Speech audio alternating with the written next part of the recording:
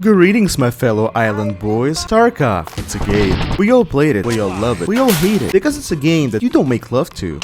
But a game that makes love to you without your consent. And yet, regardless of how you feel about the game, you have to admit that it indeed has created a genre of its own. The hardcore looter extraction shooter. A genre where you buy gear, jump on a map, kill players, kill AI, acquire loot, complete objectives, and extract.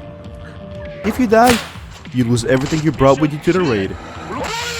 And that's pretty much it. A very simple yet addictive concept that has hundreds of thousands of players hooked to this day. And where there's an addictive new popular genre, there will always be new games getting inspired by it. For example, we had Tarkov, but it's the Wild West. We had Tarkov, but it's in space. Both of which are actually really good games, by the way, as evident by my guilty compliance. But now we also have Tarkov, but VR. Introducing Ghosts of Tabor.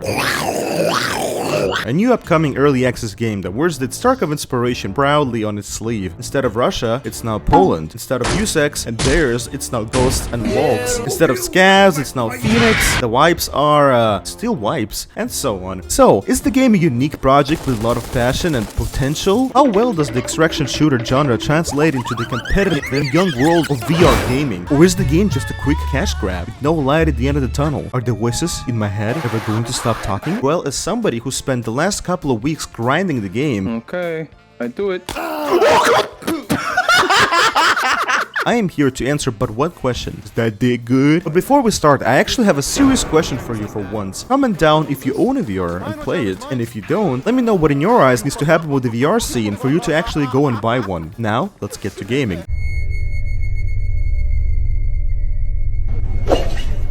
First thing I want to mention is that Tabor is in very early stage of development. There are a lot of bugs, a lot of jank, a lot of which is escalated by the fact that it's run on VR. But let's look past that for a moment and launch the game. This Tabor starts you off with a quick tutorial of your controls and then tosses you into your very own bunker. Now you get to the point where you realize the game explains nothing and you're expected to figure out what to do by yourself. After spending your precious time admiring Soviet concrete laying, you stumble upon a lit table with colored keycards on you. You see, here we have your own bunker and that is your own personal hub, or a hideout if you want to speak in Tarkov terms. The bunker is sectioned off with locked doors that you have to manually unlock using the previously mentioned cards. To begin with, they'll give you just enough cards to open a trade room where you sell and receive gear, an armory plus armory extension with an extra storage room. You see, unlike the inferior 2D baby screen in Tarkov, you have to manually sort out your inventory and lay out your bunker here. You have mannequins and closets for your armor, gun walls for your guns, and all manners of storage for your other stuff. Outside of attach points such as gun walls and hangars, the only areas where you are allowed to store items are marked off with a blue rectangle. Those range anywhere between shelves, containers, desks, and cabinets. As long as your item is in those areas and is not glowing red, it's safe to leave. Please do keep in mind that if you have an item outside of said areas or attach points, it won't just despawn when you restart the game. It will disappear literally when you leave the room you were in. Because another thing this game doesn't tell you is that you have a Romanian roommate living in the bunker that you can't visibly see. So if you think you can let all those beans go to waste, well, not on his watch. Each beginning of a wipe, the game provides you with starting equipment that you can acquire from the trade terminal. This is admittedly annoying to operate, but lucky for you, you very rarely have to use it. If you think that starting gear is for losers, then drop in on this convenient conveyor belt to sell it off, and then select the trader who offers best price per item. Now you're ready to go on your first raid. You approach the big terminal back in the hallway, and here you can add friends, accept missions from traders, create squads up to 3 members, and deploy on one of the 2 available maps. You can also travel to the store at any time while in the bunker by pressing the menu button, which is a little hard to find for the first time. When in the store area, you see that every shop has their own stalls. You notice that most of them don't really want to sell you jack shit. And that is because just like in Tarkov, there is trader reputation mechanic. You have to increase your standing with each separate shop by doing their quests and by selling to or buying from them. This is pretty grindy and they promise to make it even more grindy in the coming wipe, so keep this in mind. As previously mentioned, there are 2 finished maps, the Silo, which is the factory equivalent of this game, and the Island of Tabor, which is big and open. Silo will have 6 players at one time, while the island will have 12. Now let's get to that sweet gameplay.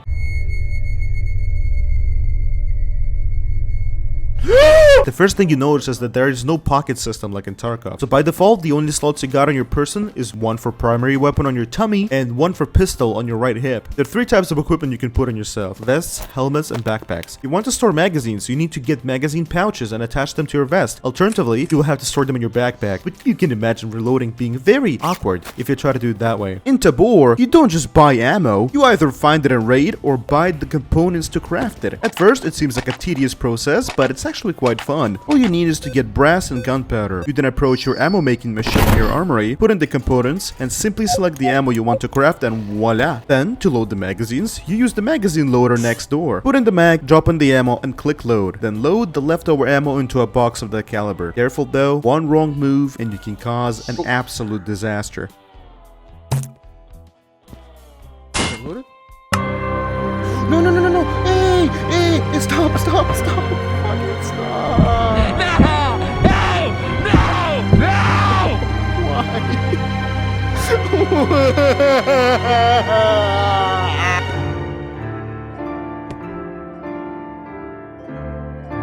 There are lots of attention to detail when it comes to reloading, such as being able to detach AK magazines using another AK magazine, HK slapping, needing to first cock open both guns before putting in the magazine, and next update they're adding mag palming, which is actually a game-changing feature for combat. You can also check the ammo in your magazine by taking it out and shaking it. If you get 3 vibrations, it's full or almost full. If you get 2 vibrations, then it's about halfway full, and if you get 1 vibration, then it's almost empty. Speaking of the combat, you got guns, and developers strive for guns to behave exactly as they would in real life. Even at this stage, the game already has a lot of guns to offer. So far, the game does not have gunsmith style customization, but that's a plan for the future. As of right now, you can only attach certain attachments to your Picatinny rails, such as sights, scopes, laser sights, flashlights, and foregrips. Gunplay feels very smooth. Flipping the sight picture is very easy, especially if you enable virtual stock in settings. You can also change your fire modes and for some reason put your guns in safety. The only time I can imagine this being useful is to put your guns in safety if you feel like you're about to get killed because the death of the next person picking up the gun during his next gunfight. The gun sounds could use a lot of work though, in my opinion. Throughout your playthrough, you will run into Phoenix or the AI spread across the map as well as other players. The game has VoIP, so you have a chance to convince other players not to kill you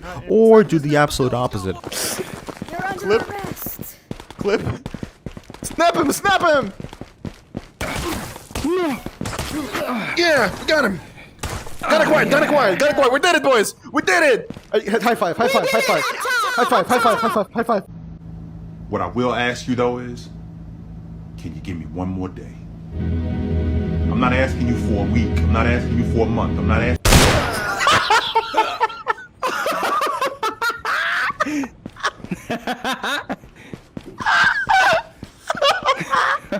The AI is surprisingly not bad. It does exactly what it's supposed to do, being a nuisance. They're nowhere near as dangerous as Tarkov scavs, and they cannot one-tap you from a mile away. They're somewhat inaccurate and their damage seems to be reduced. You can kill them pretty easily using firearms, and if you're a Giga Chad like me who likes to go into raids with absolutely nothing, you can approach the Phoenix and snap their necks with your hands and then loot them for their guns. Now let's talk about the most important aspect, the PvP. When you shoot enemy players in this game, they die. I know, right? Shocking. For modern realistic shooters, you won't believe the amount of times I shot players and then I was shocked to myself that I actually killed them. I really hope that they don't ruin this and keep time to kill to the minimum.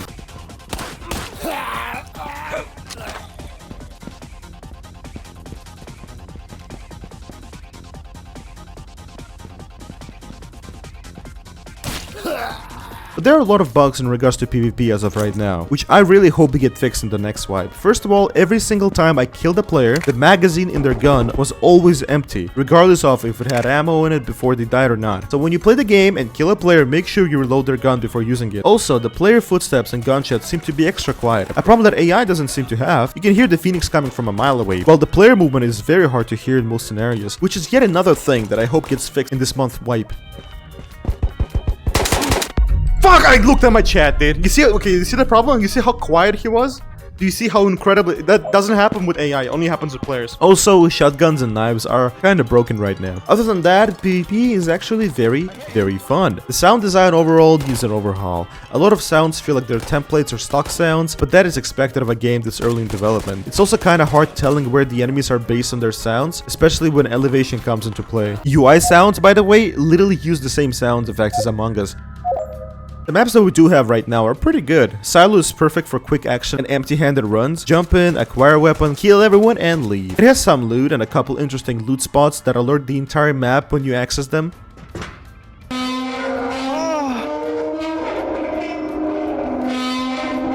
Some of the areas will require keys such as this vault in Silo, which requires an orange keycard. Island is very big and has a lot of areas to explore. It's the perfect place for you to go fully kitted and spend as long in it as possible to get all of that sweet loot and them awesome, sick, epic kills. The game is very much alive right now. Tabor gets frequent updates and wipes. The next wipe will be at the end of this month, which will add nighttime version of the island map, a lot of bug fixing, gameplay features, and completely revamp the bunker you spawn in. So I am excited for that. Overall, I would say that this game is in a very promising state, and I am in love with the gameplay. The dev team seems to be very active and the players seem to be playing. So yeah, that's really all I wanted to say about the game. Thank you so much for watching this cringy review, and do let me know of other games you would like to see me review in the near future. Now go away. I gotta get back to this sick Tabor grind.